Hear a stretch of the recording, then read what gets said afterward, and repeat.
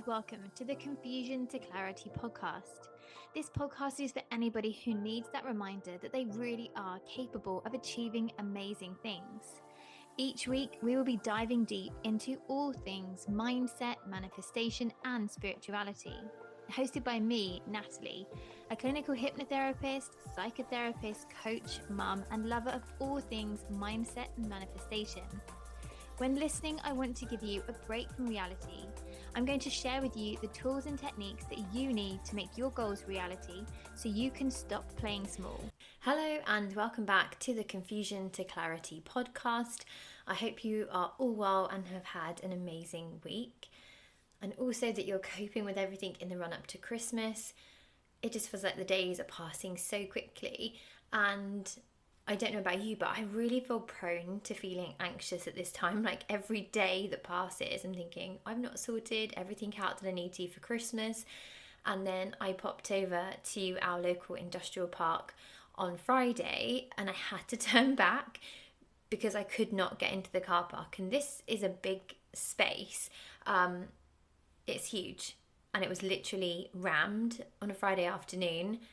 And I was just like, I do not have the bandwidth to tackle that queue, find a space in that car park, and then deal with the shops inside. So I turned around and came home and put it off for another day. I think maybe first thing in the morning might be a better opportunity, a better option to go. I'm not sure, but yeah, that was a no-go from me. So hopefully you're completely different, you're smooth sailing, but if you're not, you're not alone. So before we go into this week's episode, I just wanted to share again, as I did last week. So before we begin this week's episode, I wanted to share with you something really exciting that I am launching in January 2026, and that is my brand new membership called She Rises. Now, I am so excited and passionate about this. It's a membership group, which is something I haven't hosted before. It's going to be very different from anything I have done previously, but it is essentially going to be a membership group for women who are in a phase of life where they feel maybe stuck. Maybe their children are growing up, perhaps relationships, dynamics are changing, and they are reconnecting back with themselves, rediscovering who they are, who they want to be. This group is going to be a community, so you can meet like-minded people, share support, and all the details I'm working out at the moment. I have some big plans for this. So if you want to be part of this, I have a waiting list. I've already had so many people sign up. So if you want to join, the link will be in the show notes below. There'll be more detail about what to expect, far more articulately than I've just described it there. I think when I get excited about something, I lose my words. So click on the link, it will give you details about what's involved, and you can sign up and be the first to hear when more information is released and when it is fully launched. So this week's episode isn't specifically about the new year, but it kind of is at the same time, just because of the time of year we are currently in. If you haven't listened to last week's episode, I would definitely say go back and listen. It's not imperative that you listen to that before this, but it definitely would feed in and form the foundation. So last week's episode was talking all about how we in 2025 have been in the Chinese zodiac sign of the snake, and how the energy of this year is all about shedding, letting go, releasing things that no longer serve us, and essentially making peace with the past. Moving into 2026, which is the year of the horse. So the horse energy is about carrying you forward, charging on that noble steed into a year and carving out new patterns, new ways of being. Well, at least that's my interpretation of the horse year. So last week's episode, we looked into that in a little bit more detail. There were some practical tips and exercises that you could work through to help you gain some clarity on the past year and make space for the year ahead. So this episode is feeding into that. And today I want to talk all about how small actions can really lead to big steps and create that big impact for you. So when it comes to taking those small actions, when there are things that we want to achieve in life, it can feel incredibly overwhelming. Often the example I share with my clients is If tomorrow you said to me you wanted to go and climb Mount Everest, I don't want to say to you that's impossible, because I don't think really anything is impossible, but that's certainly, being logical and practical, would be a little bit tricky. You would need to break that down. You would need to think about how you're going to get there, your training schedule, what equipment are you going to need. There would be a series of processes that you would have to work through, and you would start at the bottom and then work your way up to that point where you can begin to climb up to the base camp of where you want to go. And it's the same premise in life. When we have these big goals, sometimes it can feel really, really overwhelming. And the key thing is just to breathe, take a step back, and break it down into small, actionable steps. That will take you towards that goal.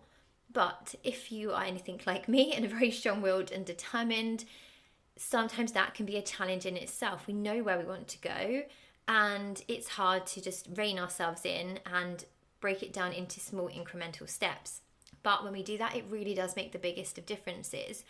I've recently started working with a coach, and she's amazing. I'm really, really enjoying the focus, the direction that she's helping me to work in. And I'm always really transparent with my clients and like to be on this podcast. Just because I do what I do for a job, it certainly doesn't mean that I am exempt from personal development, self-development, therapy. Absolutely not. In fact, I have done more therapy since becoming a therapist than I probably did before, because it makes you so aware of the areas in your life that need working upon. So one thing that I set an intention for this year was to work with a coach. And how I came about meeting her was a total manifestation. I'm going to go off on a tangent and share this story because it genuinely was a real manifestation for me. So this year, if I had to surmise this year before I found out about the year of the snake, it just made so much sense. This year has been a really transformational year for me, so much so that I really feel it has been the biggest learning curve for me since 2010, which was the year that I had my little boy, my baby Brody, when he was born. I've shared this story before, at 26 weeks gestation. For me, that was the event that probably cracked me open and led me into the world of manifesting, self-development and therapy.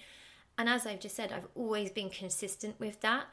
And that's one thing I think, especially in this day and age, that things come to us very quickly. We have a lot of instant gratification, and we often forget that things take time. And when it comes to healing and self-development, it's not a quick fix. It's not, I'm just going to go for a few sessions somewhere and then I'm going to be okay. Healing isn't linear. It's more like a serpentine. We go up, we kind of sort of go back on ourselves a little bit. There's more stuff to work on. We evolve and grow, we move forward again. And for me, this year has totally been one of those years. So I set the intention a while ago to work with a coach. And I've worked with coaches before, and to be honest, never really had the best success with them. I just found some of them have very regimented strategies, and it's sort of their way, and you follow their way of working. And I just found that it didn't fit for me. One in particular, I paid them a lot of money, and honestly, it will still stand as one of the worst decisions I've ever made. That said, even in worst decisions, there are lessons to learn, things to take from it that actually help you grow and evolve. So this year I decided I really feel that I need somebody to help shape my business, shape my mindset, and move me forwards. So I did start looking online at some different coaches, and I just didn't feel like they resonated. So I surrendered to it, and I just thought, do you know what? The right person will come along at the right time. I'm not going to obsess about it, and I just let it go. In September, I went to an event in London, and it was hosted by the mindset coach and YouTuber Aaron Dougherty. Side note here, it was such a brilliant event. I learned so much from it. I met some amazing people, and one of whom was my coach. So I didn't know she was a coach. She asked a question in the event, and she had to stand up, and the question she asked really resonated with me on a very personal level. And I was just really grateful that she'd asked this question, because Aaron gave a really in-depth answer to her question, which really helped me. So the next day, it was a 3-day event. The next day I bumped into her and I just said, oh, I'm really grateful you asked that question. It really resonated personally. Thank you. We got talking and she said she was a coach. So we started following each other on social media, and from there we ended up working together, and I've been so grateful for the support she's given me. I really feel like in a few short weeks I'm making masses of positive changes. But the reason for me starting that very long story wasn't about manifesting. It was about the fact that she really empowers me to work in a way that's right for me. It's not her blueprint that I work from, but she breaks things down into really small, manageable pieces. And I feel that is what is helping me the most. So when I have an idea, I'm very gung-ho. I will go at something at a million miles an hour, often burning out halfway along the way. And that is really counterproductive. So in our sessions, she sets me challenges for the week, like activities I need to do, but they're only sort of 3 or 4. So she would say to me, right, here are your 3 or 4 actions in order to move you where you want to be. And once you've done that, the week's your own. And obviously there are things I need to do. Obviously I see clients, I have social media, I have my podcast. So it's not like it's, okay, just not do anything. But I know that I have done those strategic things for my business, and then I can focus on other things. And I set myself a goal. So we normally have our coaching call on a Thursday. Fridays for me are more of a slower day. Another tangent. I'm full of going off on different tangents today. I think I shared this in a previous episode. I can't remember if I did. But I've been really diving into my birth chart alongside of working with my coach. So my coach is really big into astrology and human design, and she's using a lot of that to work with me. So in my own time, I had gone into my birth chart, and I can't remember the prompts I used, but I put it into ChatGPT, and I got it to help me work out how I should structure my week, my working week, to best suit my birth chart. Now I know for some people maybe this sounds a bit out there, but when it came back and I really looked at it, I thought, oh my gosh, this makes so much sense. Whenever I've worked my week in this way, I felt so much more productive, I've got so much more done, and I've not felt burnt out. So the way it suggested I should work with my birth chart was to have Mondays as a day of sort of admin, not seeing clients. Tuesday, Wednesday, Thursday, busier days where I'm sort of doing more, and then Friday, a slower day to round off the week, which probably sounds like most people would work with that schedule. But for me, that really made a difference because, as I've said, I'll get in my head, I'll be running around all week and feeling like I've not achieved anything. So this structure and sticking to it is really working for me. So on a Monday, that is when I start doing most of my actions, and then I will finish them off on a Tuesday. I know then I've done them, but what that gives me then is that reassurance and that clarity in my mind to say, okay, you've done your actions, you've done the things that are moving you forwards, you can take the pressure off a little bit.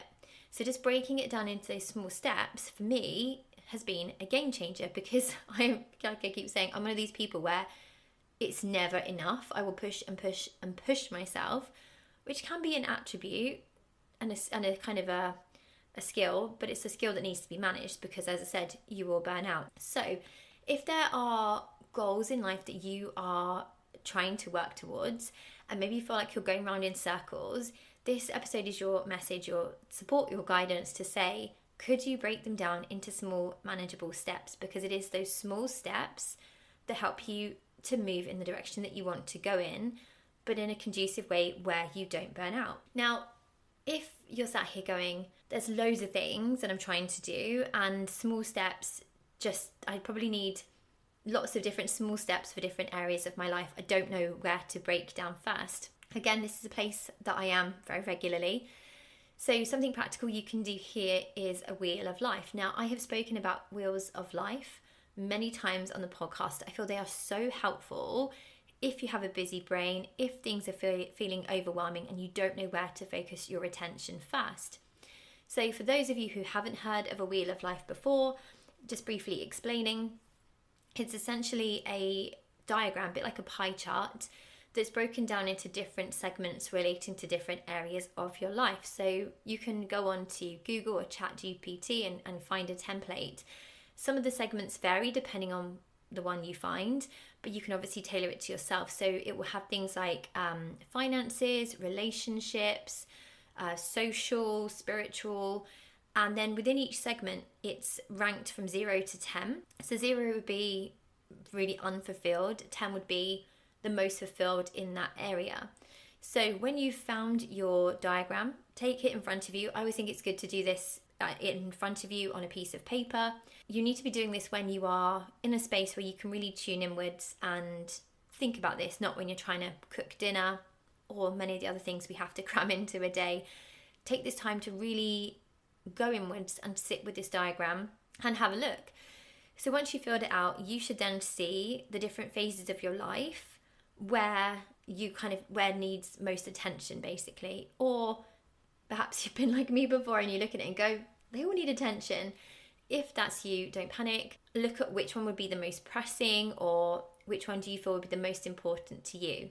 So you've identified the area that you are working in. So now it would be a case of looking at that and first of all thinking, where do I want to go with this? What is my end goal? What is my summit? What is my base camp?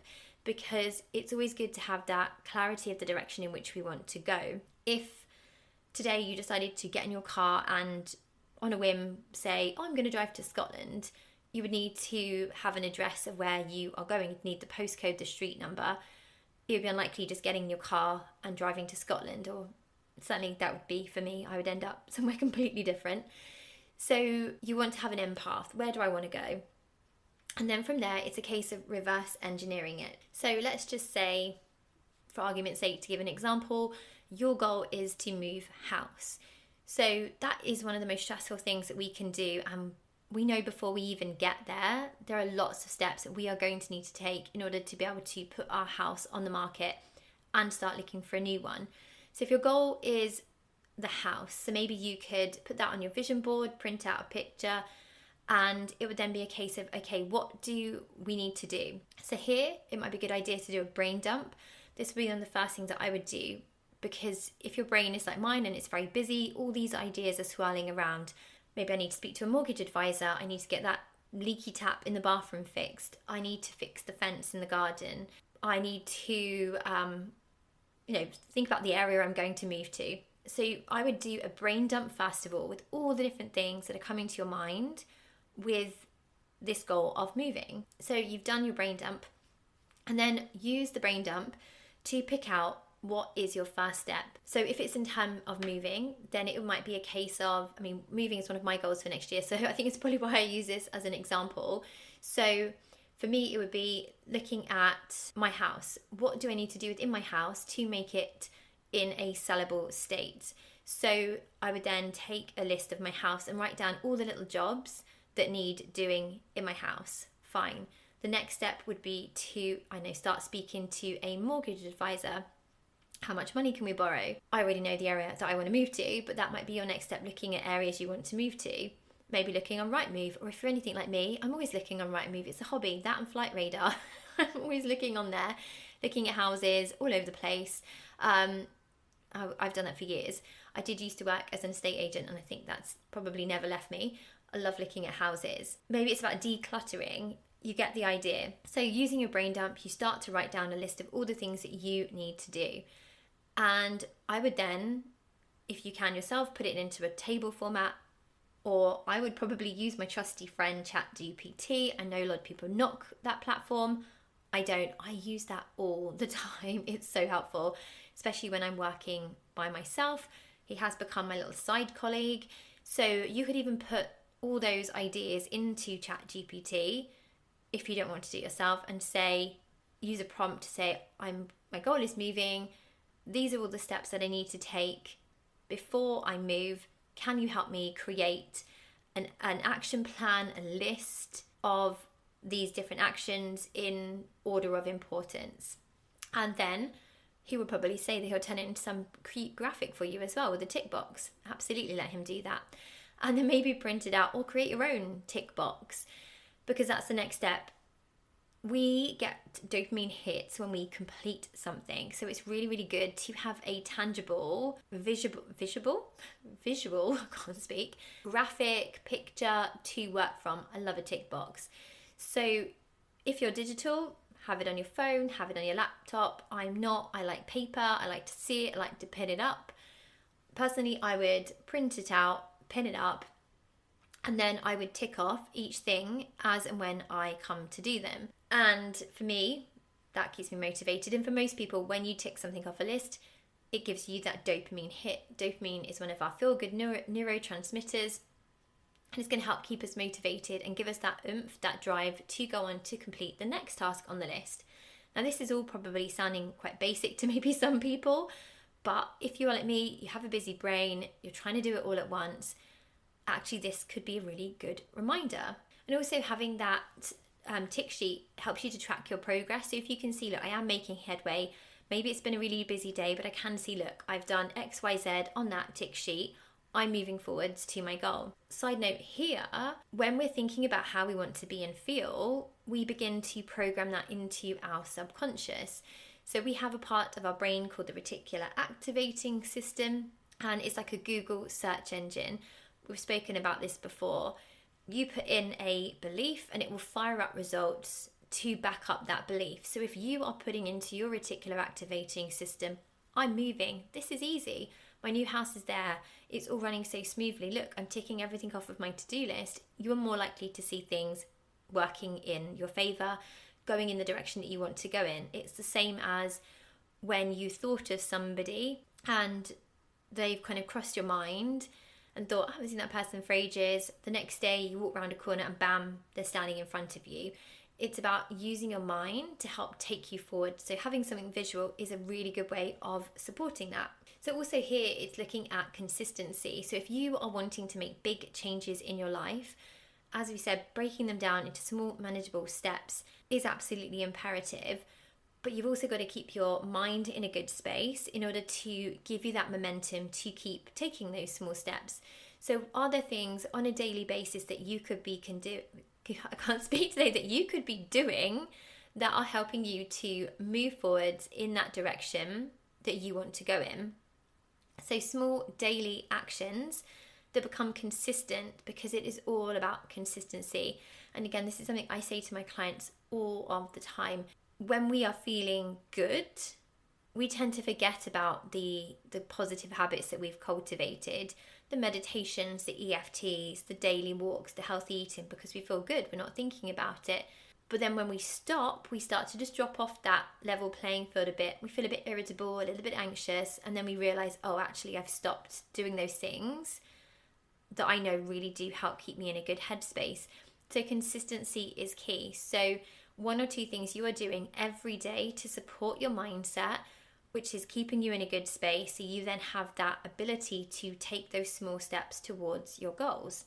And a technique that I've been bringing into my own practices that I found really handy, especially if I'm feeling really busy, is to just stop for a second and to sit and to reconnect with yourself. So this is a bit more of a spiritual practice, but it's something we can all tap into and try. So just to recap on this, you have decided what it is that you are working towards. You've done your brain dump. You've broken those steps down into manageable pieces. You've got a game plan of what you are doing every day to keep you in a good headspace. But there might be times where you still feel a bit busy. Maybe the school run was more hectic than usual. You got stuck in traffic and you've come home and you feel really dysregulated. That can be the time that it can throw you off a little bit. So what you're going to do is sit quietly and you're going to put a hand on your chest, on your heart area, and then your other hand on your stomach. This is a technique that my coach taught me. And if you've done yoga, you will know when you breathe in yoga, as you inhale, you inflate your stomach. So you place your hand on your lower abdomen, and as you inhale, you're going to inflate the belly. You're going to hold the breath for a few seconds at the top, and as you exhale, through the process of that exhale, you are going to make the sound Om. So you're going to, a bit like if you've done yoga before, you may have done this with chanting. So you make the Om sound all the way down until that breath has completely exhaled. You're going to repeat this 4 to 5 times. And what this is going to do is help to reset your nervous system. So it's something really quick, really effective that you can do to ground yourself. And then what you can do is put your hand on your chest if you want to, and you can ask your higher self to support you. So you can call in your higher self to help guide you in this moment. So once you've regulated yourself, hand on the heart, or just sit comfortably and ask, what is my higher self telling me to do in this moment? Ask my higher self, what is one step that I could take right now that's going to help me move forwards, or help me go back to my list so I can regain this momentum? And just listen. And it's really interesting. Whenever I've done this, I always get something come through, and I feel it's one of those practices that the more you practice, the more in tune you become, the more you get from it. Because when we practice techniques like this, what it does is it gives us clarity, and then the clarity and the action actually go hand in hand. So it's not about waiting for the perfect moment, but it's about creating the small steps now that create the pathway to move us forwards. So I hope this episode has helped. So let's just recap before I round off this episode. So it's all about the small incremental steps. It's not about doing it all in one go. If we try and do it all in one go, we are going to burn out. We are going to feel overwhelmed, which is then going to result in us stagnating and standing on the spot, or more likely just spinning around on the spot, not moving forward and feeling totally frustrated. So if you know the direction you're going in, great. Do that brain dump, break it down into those small manageable steps. Utilize ChatGPT if that works for you. If you're unsure, there's lots of things that are vying for your attention. Try the Wheel of Life technique, break it down and see what stands out to you there. Once you have got your action list, looking at your week, make it specific. Is there a certain day or time of day where you can focus on those small steps towards your goal? And then it's about keeping it consistent, doing things on a daily basis that support your mind, keep you feeling good, keep that energy, that vibration high, tapping into your reticular activating system, thinking about how you want to be, how you want to feel, using the power of your mind to support you. And then if you are feeling overwhelmed, utilizing the breathwork technique that I just shared, hand on the heart, hand on the lower belly, breathing and using the sound for the exhale to regulate your nervous system, and tapping into your higher self to gain that intuitive download, that insight into what your next step needs to be. And sometimes that might be rest. I'm just putting it out there, and that's okay. Resting is super important. When you are manifesting, when you're working towards goals, we need balance. And sometimes that form of balance comes in the way of just slowing down, taking a walk, taking an hour to sit on the sofa, to raid the heroes in the jar that have been put out for Christmas already, like I did today. Don't do that. That's lethal, knowing that they are there, the downside of Christmas and having no willpower. Anyway, I hope you have found this episode useful. I really hope that you have some clarity now and you are working towards those goals that you have set yourself. And if you need any further support, in the show notes are all my contact details of how you can reach me on social media. If you want to work with me one-to-one, there is a new link below where you can sign up to book in a discovery call. You can also access my pen site page where I have so many resources available on there for you. Meditations, subliminals, my new reality reminders, and of course, don't forget to sign up to the waitlist for my new membership program. Oh, and finally, just because that wasn't enough, if you've enjoyed this episode, please leave a review. Feel free to share it with somebody else who you feel may benefit from it as well. I hope you have an amazing week, and I look forward to speaking to you again soon. Take care.